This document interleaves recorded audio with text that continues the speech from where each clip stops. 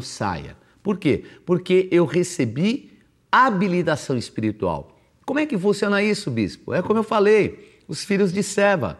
Os filhos de Seva não tinham reconhecimento. Jesus e Paulo, sim. Então os filhos de Seva apanharam e Paulo tinha autoridade sobre aqueles demônios. Vamos abrir agora em Lucas 14, 28 a 32. Pois qual de vós, pretendendo construir uma torre, não se assenta primeiramente para calcular a despesa e verificar se tem os meios para concluir? Para não suceder que, tendo lançado os alicerces e não o podendo acabar, todos os que virem zombem dele, dizendo: este homem começou a construir e não pôde acabar. Então vejam que uma pessoa, quando ela entra num patamar espiritual ao qual ela tem que receber a unção e fazer com que ela se torne eficaz, ela tem que ter um equilíbrio espiritual. Ela não pode entrar numa aventura. Ela tem que entender o que é o reconhecimento ou não, se há resistência, se é um... Por isso que a cura interior ela é de uma importância muito grande. O que é a cura interior? A cura interior é um processo que traz habilitação. De que forma? A cura interior é algo em que uma pessoa que no passado tinha ligação com entidades, com demônios, alianças, ela na cura interior, ela vai o quê? Desligando, desabilitando essas entidades. E com a autoridade que ela adquire desabilitando, ela começa a alcançar também patamares maiores. E essas entidades já não têm mais o alcance que tinham anteriormente. E isso traz uma autoridade muito maior. Um exemplo muito bom, importante de habilitação espiritual foi com Daniel. Vejam que Daniel, como é que ele começou a vida dele? Ele não quis se contaminar com as iguarias do rei. Ele foi se aprofundando. Chegou num momento em que havia uma palavra profética que tinha que se cumprir na vida dele e até aquele momento não tinha se cumprido. 70 anos que havia sido profetizado por Jeremias já tinha se cumprido, mas a palavra estava vazia. O que faltava para aquela palavra ela acontecer? Alguém se habilitar espiritualmente. Ele teve entendimento. O que ele fez? No capítulo 9 de Daniel, ele faz uma cura interior. Ele pede perdão por si, ele pede perdão pelos reis, ele pede perdão pelo povo, ele ali intercede e começa a desligar tudo aquilo que houve de habilitação negativa para que eles viessem para o exílio. A idolatria, a prostituição, ele faz uma cura interior, desliga todo esse passado dele e do povo dele. Acabou de fazer a cura interior, vem um anjo trazer informação para ele. O que é isso? Espiritualmente, havia uma resistência por parte de entidades espiritualmente falando, que pelo posicionamento dele de quebrar e romper com elas através da cura interior, o que houve habilitação para que o anjo pudesse vir.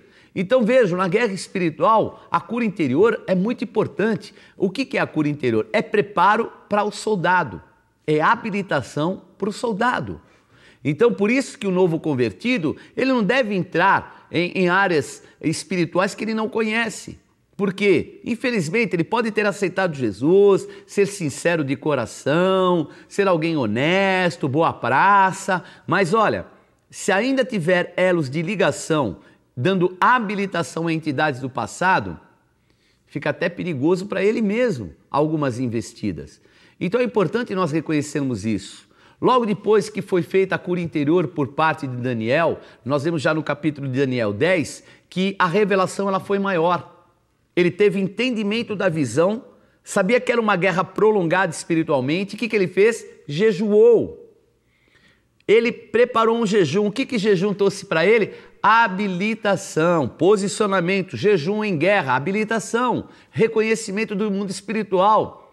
E aí vem um anjo e fala: olha, Daniel, desde o dia que você se habilitou, que você começou a pedir, foram ouvidas as tuas palavras e eu vim. Porém, o príncipe do reino da Pérsia me resistiu por 21 dias. 21 dias foram os 21 dias que ele jejuou. No 21º dia foi liberado, sabe quem? Um anjo, um arcanjo, que guerreou, venceu o principado da Pérsia, e aí o anjo pôde influenciar os reis da Pérsia. Sabe quem mais ajudou o povo de Israel? os reis da Pérsia. Sabe por quê? Porque Daniel teve entendimento da palavra, se habilitou com um jejum, guerreou espiritualmente e venceu.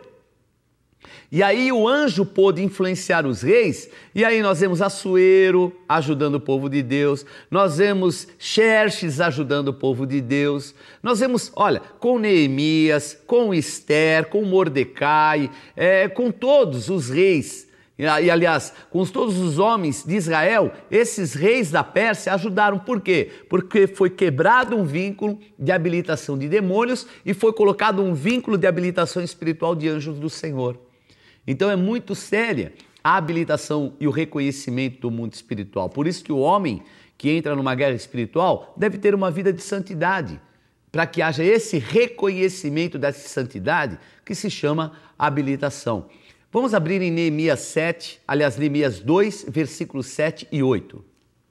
E ainda disse ao rei: se ao rei parece bem, deem-se-me cartas para os governadores da além do Eufrates, para que me permitam passar e entrar em Judá, como também carta para Asaf, guarda das martas do rei, para que me dê madeira para as vigas das portas da cidadela do templo, para os muros da cidade e para a casa em que deverei alojar-me.